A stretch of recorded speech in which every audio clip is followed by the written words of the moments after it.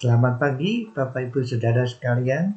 Selamat datang dalam acara Sarapan Sabda bersama saya, Pak Saparman. Sarapan kita pada pagi hari ini, kisah pelayanan Yohanes Pembaptis bertemu dengan orang-orang Farisi dan Saduki.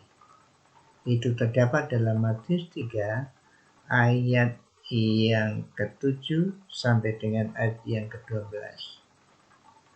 Tetapi waktu ia melihat banyak orang Farisi dan orang Saduki datang untuk dibaptis, berkatalah ia kepada mereka, "Hai keturunan ular beludak, siapakah yang mengatakan kepada kamu bahwa kamu dapat melarikan diri dari murka yang akan datang?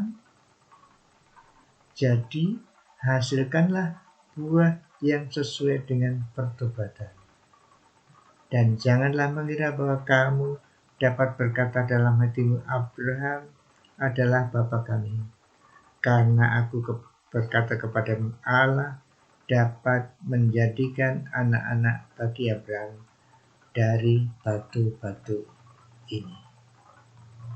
Kapak sudah tersedia pada akar pohon, dan setiap pohon yang tidak menghasilkan buah yang baik pasti ditebang dan dibuang ke dalam api. Aku membaptis kamu dengan air sebagai tanda pertobatan, tetapi Ia yang akan datang kemudian daripadaku lebih berkuasa daripadaku, dan aku tidak layak melepaskan tali kasutnya. Ia akan membaptiskan kamu dengan Roh Kudus dan dengan api. Alat penampi sudah di tangannya. Ia akan membersihkan tempat pengirikannya dan mengumpulkan gandumnya ke dalam lumbung, tetapi debu jerami itu akan dibakar dalam api yang tidak terpadamkan.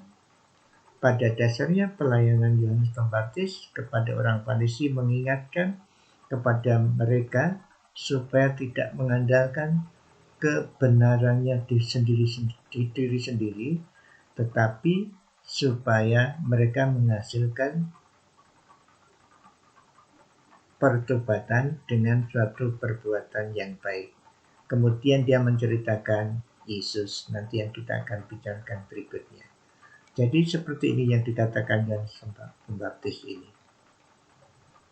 Hai kamu keturunan ular beludak. Jelas sekali orang Farisi dikatakan termasuk kelompok orang yang jahat.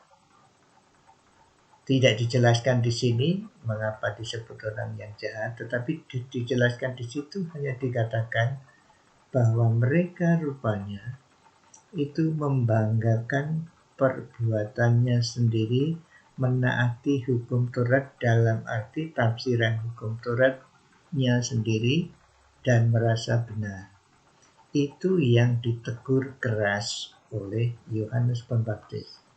Makanya dia berkata, hasilkanlah buah sesuai dengan pertobatan, katanya. Jadi pertobatan itu menghasilkan buah, suatu tindakan yang baik, ucapan yang baik, pikiran yang baik. Lalu diingatkan juga, jangan sombong kalau kamu adalah keturunan Abraham. Mereka berpendapat keturunan Abraham itu langsung diterima oleh Tuhan karena mereka merasa bangsa pilihan. Bangsa pilihan masih perlu diberi pelajaran bahwa mereka juga perlu bertobat. Orang Israel pun, orang yang dikasihi Allah pun, bangsa pilihan pun perlu bertobat. Pertobatan bukan diperuntukkan hanya orang non-Yahudi, tetapi orang Yahudi juga perlu bertobat. Orang Yahudi dan orang non-Yahudi sama saja di hadapan Allah. Mereka perlu menyadari bahwa mereka